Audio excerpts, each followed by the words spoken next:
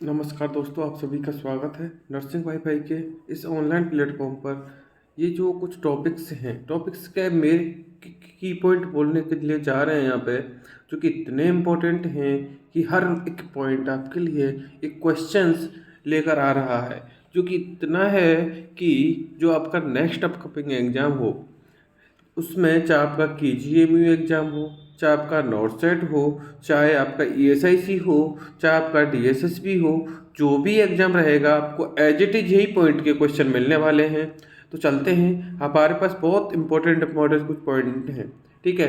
दूसरी बात, अभी आपका एम्स की वैकेंसी अप्रैल में एग्ज़ाम है, जिपमेर की वैकेंसी आ चुकी है, रेलवे RRB निमांस की वैकेंसी आपके सामने है। ठीक है। और आपकी एक जो KGMU वाला एग्ज़ाम है वो भी 26 नवंबर को है। तो चलते हैं, कुछ ये टॉपिक्स हैं या कुछ क्वेश्चंस हैं या कुछ ये लाइन है जो हम यहाँ पे पढ़ेंगे, जिसमें पहली लाइन है, high pitch cry in infant. एक बच्चा है जिसमें क्या है, बहुत ज़्यादा रो रहा है। Can be sign of increase intracranial pressure. तो वो बोलना चाहता है, वो वो बताना चाहता है आपको कि अगर कोई बच्चा ज़्यादा रो रहा है, ठीक है, अगर कोई बच्चा ज़्यादा रो रहा है तो आप मान लेना, अगर उसकी कुछ क्रेनियोटोमी या फिर कुछ भी हुआ है तो उसको क्या हो सकता है, इंट्राक्रेनियल प्रेशर इंक्रीज हो सकता है उसका।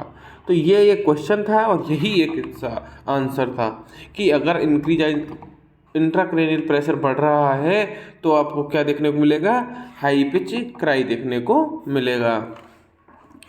दूसरी चीज, a potential indication of a potential indication of perforated appendix is sudden relief of pain followed by a subsequent increase in pain accompanied by gardening of abdomen on the right side।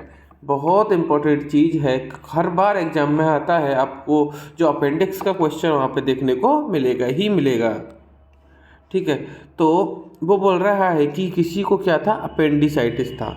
ठीक है, किसी को क्या था, appendicitis था। और वो बोल रहा है कि अपेंडिसाइटिस को आप कैसे डायग्नोस करेंगे, कैसे आप डायग्नोस करेंगे कि आपको पता चल जाएगा कि अब वो परफोरेटेड हो चुका है। क्या हो चुका है, परफोरेटेड हो चुका है।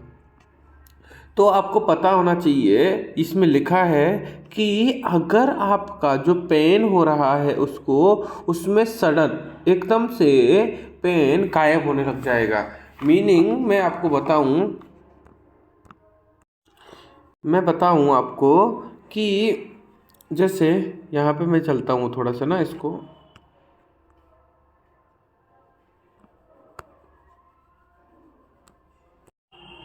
अगर एक मतलब पेन क्यों हो रहा है, पहले तो आपको ये पता होना चाहिए कि पेन हो क्यों रहा है। पेन हो रहा है कि जो अपेंडिसाइटिस है, जो अपेंडिक्स है आपकी, अगर ये मसल अपेंडिक्स है ये, तो इसमें क्या हो गया है, इन्फ्लेमेशन हो गया है। ठीक है, इन्फ्लामेशन हो गया है, उसकी वजह से जो नर्व है वो क्या हो रही है, इरिटेट हो रही है। ठीक है, इरिटेट हो रही है। और जब नर्व नर्व इरिटेट हो रही है तो उसी की वजह से वहाँ पे पेन हो रहा है। ठीक है, अभी क्या हुआ है, अगर ये परफोरेटेड हो गई, ये अगर फैल मतलब फूट गई, मतलब क्या बोलते हैं उसको, परफोरेटेड हो गई, उसके साथ में जो यहाँ पे कंप्रेशन लग रहा था वो क्या हो जाएगा, रिलीज हो जाएगा। और जब कंप्रेशन रिलीज हो जाएगा उसकी वजह से पेन कैसा लगेगा, रिलीव हो जाएगा, आपको लगेगा कि पेन कम हो गया है। तो अगर आप एक अच्छे नर्सिंग ऑफिसर हैं और आपको पता है कि क्या होता है, तो आप उसी टाइम समझना है आपको कि ये जो पेन हो रहा है ये रिलीव क्यों हुआ है। ठीक है, अगर आपको पता चल गया तो आप तुरंत डॉक्टर को क्या करना है, आपको इन्फॉर्म्ड करना है। ठीक है, क्योंकि अपेंडिसाइटिस का दर्द एकदम से ख़त्म नहीं होगा अगर आपको इन्फॉर्म टू डॉक्टर। तो यही एजिटेज क्वेश्चन आपके सामने आएगा जो नेक्स्ट क्वेश्चन आप जो भी एग्जाम होगा उसमें। ठीक है। दूसरी बात इसमें और उन्होंने चीज़ लिखी है कि जो कि पेन रिलीफ होगा उसमें फिर धीरे धीरे वो कैसे बढ़ेगा, धीरे धीरे इंक्रीज होगा। तो जो पहले पेन हो रहा था उससे पहले वो रिलीव होगा, उसके बाद में थोड़ा थोड़ा क्या होगा, इंक्रीज होगा। तो ये भी एक बहुत इम्पोर्टेंट चीज़ होने वाली है। दूसरी चीज़ यहाँ पे गार्डनिंग ऑफ द एब्डोमेन। तो जब भी आपको अपेंडिसाइटिस के सब वो सिम्टम्स कोई पूछे तो आप लिखना गार्डनिंग ऑफ एब्डोमेन। तो ये भी एक सिम्टम्स है, ये भी एक सिम्टम्स है, ये भी एक सिम्टम्स है। ठीक है, नेक्स्ट जो चलते हैं उसकी तरफ वो है after birth the baby skin temperature में be decrease 0.3 degree Celsius and the core temperature में drop by 0.10 degree Celsius per minute. तो वो बोलना चाहता है कि जब बच्चे का बर्थ होता है या जन्म होता है उसके बाद में टेम्परेचर भी कम हो सकता है, कितना, 0.3 से और 0.10 डिग्री सेल्सियस। क्योंकि जो मैं अगर आपको थोड़ा सा लॉजिक बताऊँ कि जो माँ का टेम्परेचर होता है वो होता है 37 डिग्री सेल्सियस, या मैं उसमें बात करूँ तो 98 डिग्री फ़ारेनहाइट, 0.6 डिग्री फ़ारेनहाइट। लेकिन जैसे ही वो रूम टेम्परेचर पाएगा, बच्चा डिलीवर होगा, तो एडजस्टमेंट में कुछ टाइम के लिए क्या होगा, उसको टाइम लगेगा एडजस्ट होने में, और जो एडजस्ट होने में टाइम लगेगा उसकी वजह से उसका टेम्परेचर डिक्रीज हो जाएगा। तो यही इसका एक कारण है। An alteration in respiratory status can be distressing experience for both the child and parent. A calm and reassuring nursing approach can help alleviate fear. वो बोल रहा है कि अगर आपके रेस्पिरेटरी स्टेटस में क्या हो रहे हैं, चेंजेज आ रहे हैं, है ना, या फिर आप ऐसा एक्सपीरियंस फॉर बोथ, या वो डिस्ट्रेस कर रही है किसको, बोथ चाइल्ड एंड मदर, ठीक है, पेरेंट्स या मदर जो भी है। तो अगर आपने अच्छे से ना कुछ काम किया है, मीनिंग अगर किसी को रेस्पिरेटरी अल्ट्रेशन है तो आप उसको सेमी फॉलर या फॉलर पोजीशन देंगे, ठीक है, पोजीशन हो गया। दूसरी बात, आप उसका स्टेशन मेंटेन करेंगे कि उसको जो एयरवे है वो कैसा होना चाहिए, क्लियर होना चाहिए। अगर एयरवे,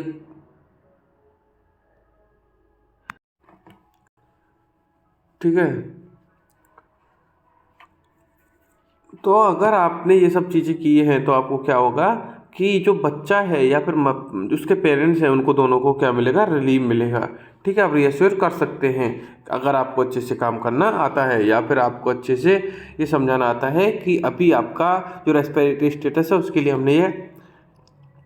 हमने ये जो हमारे पास ये जो टेक्निक है वो हमने यूज की है, चाहे आपने सेमी फॉलर पोजीशन दी है, ये एयरवे को ओपन किया है, ठीक है, आपने मॉनिटर किया है, उसके में कोई एस्पायरेशन तो नहीं है, तो यही एक गुड टेक्निक है।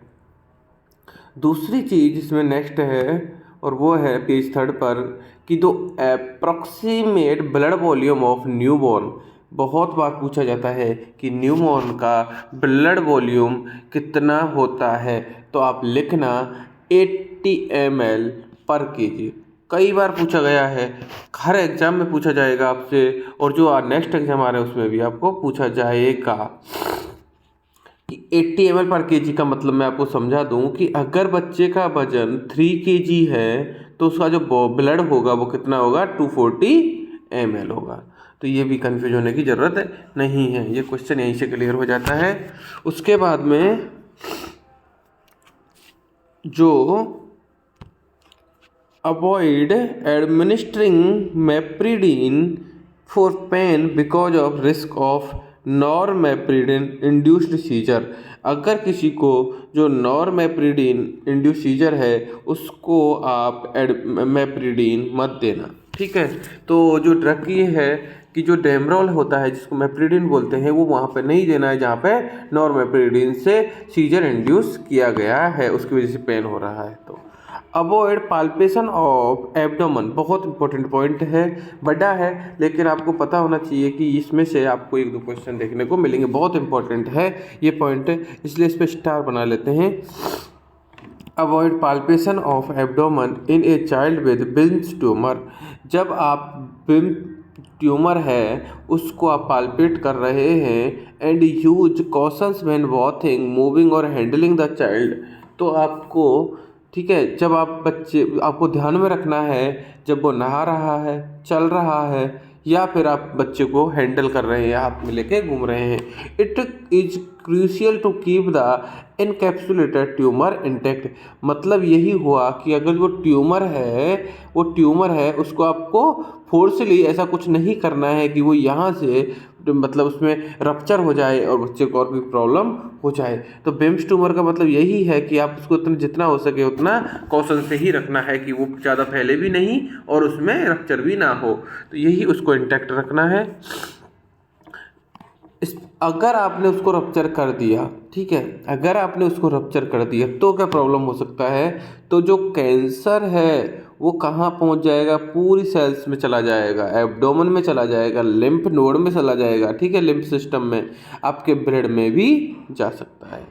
Also monitor for sign of increase ICP, आपको अगर किसी को बेम्स ट्यूमर है तो आपको ICP उसका मेजर करना है, या फिर ICP के लिए आपको ऑब्जर्व करना है, मॉनिटर करना है बच्चे को।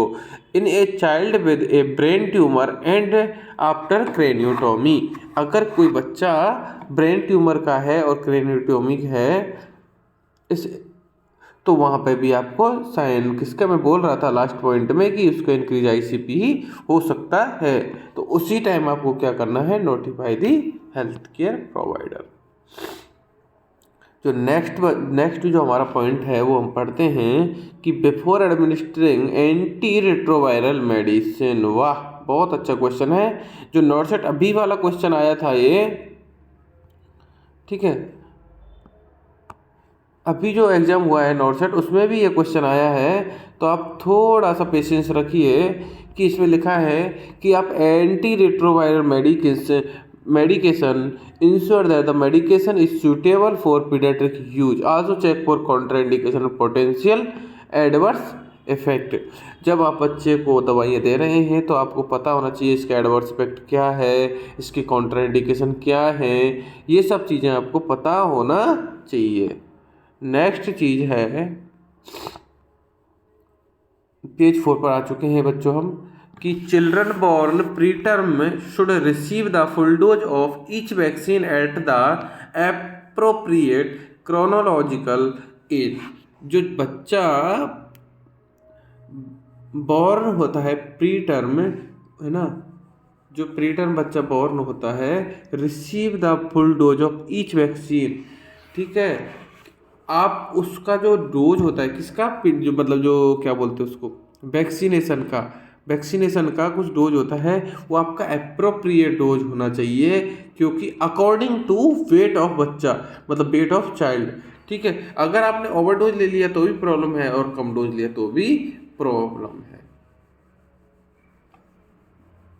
ठीक है, तो यही ये बोलना चाहता है। चिल्ड्रन विद रेस्पिरेटरी डिसऑर्डर, अगर किसी बच्चे को क्या है, रेस्पिरेटरी डिसऑर्डर है, शुड बी क्लोजली मॉनिटर, बिल्कुल बिल्कुल मैं बोल रहा था कि आपको उसका मॉनिटर करना है, किसके लिए, कि उसका वेट लॉस तो नहीं हो रहा है।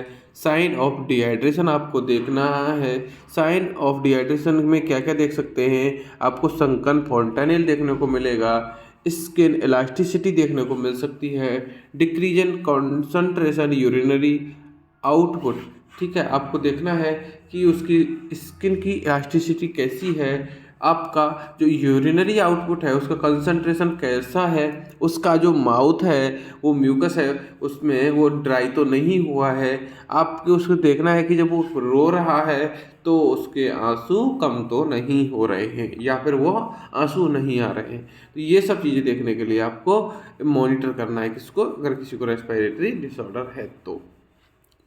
नेक्स्ट जो चीज़ है वो है children with respiratory disorder should be, ठीक है, ये इसमें सेम पॉइंट कॉपी हुआ है, ठीक है, कोई बात नहीं। Clubbing is indicative of chronic hypoxia, it result in reduce peripheral circulation and compromise the oxygenation of vital organ and tissues. वो बोल रहा है कि जो क्लबिंग ऑफ फिंगर होता है, ठीक है, ये किसको इंडिकेट करता है? Chronic hypoxia. तो ये भी कम से कम 10 बार तो आ चुका है और आपके हर एग्जाम में 1-2 बार आएगा, और वो आएगा कि क्रॉनिक हाइपोक्सिया का सिम्टम्स क्या है। तो आप लिखना clubbing of finger. It result in reduce peripheral circulation. अगर क्लबिंग फिंगर हुआ तो क्या होगा? जो उसका सर्कुलेशन है, जो पेरिफेरल सर्कुलेशन है, मतलब जो लिम्ब का सर्कुलेशन है, कंप्रोमाइज हो जाएगा और ऑक्सीजन वाइटल ऑर्गन भी इसमें कंप्रोमाइज हो जाएगा। तो ऑक्सीजनेशन भी वहाँ जो वाइटल ऑर्गन है वहाँ तक नहीं पहुँचेगा। तो ये भी एक इम्पॉर्टेंट चीज़ है। तीसरी हम और देखते हैं, नेक्स्ट जो है important, cold stress cause oxygen consumption. अभी इसका बहुत इंपॉर्टेंट क्वेश्चन है।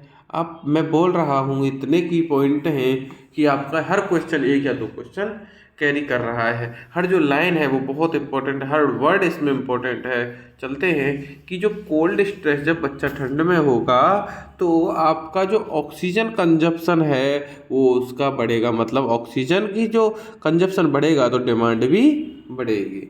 And energy to delivered from maintaining normal brain functions and cardiac function. और जो एनर्जी है वो भी आपको ज़्यादा लगेगी या फिर ज़्यादा एनर्जी की डिमांड होगी, ठीक है। ये किसके लिए? कि आपको जो नॉर्मल ब्रेन फंक्शन होता है और कार्डियक फंक्शन होता है, ठीक है, या ब्रेन फंक्शन और कार्डियक फंक्शन, इनको चलाने के लिए आपको एनर्जी और ऑक्सीजन की ज़्यादा ज़रूरत पड़ती है, resulting in serious metabolic and physiological condition. और भी सब काम हैं जो मेटाबॉलिक और फिजियोलॉजी, उनके लिए भी आपको एनर्जी और ऑक्सीजन की ज़्यादा ज़रूरत होती है। तो आपको जितना हो सके उतना इसमें मॉनिटर करना है।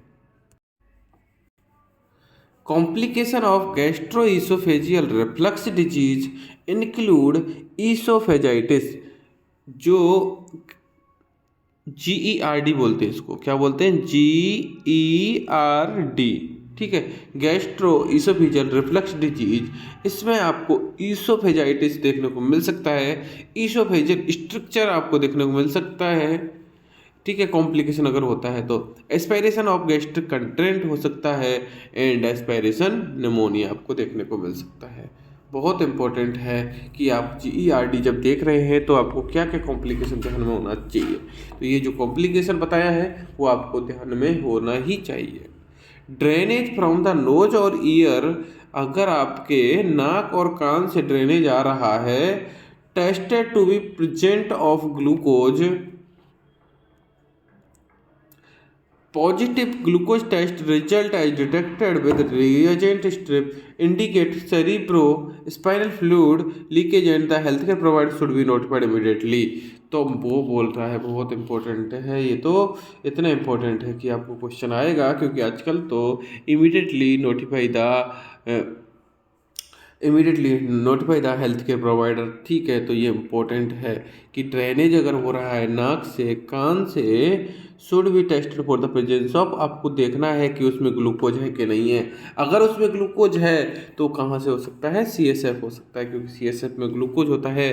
पॉजिटिव ग्लूकोज टेस्ट रिजल्ट, ठीक है, indicate cerebrospinal fluid leakage and the health care provider should be notified immediately in such cases, ठीक है। तो उस केस में आपको डॉक्टर को इन्फॉर्म करना है। Thank you. नेक्स्ट क्वेश्चंस के लिए अभी आपके लिए एक और वीडियो तैयार है।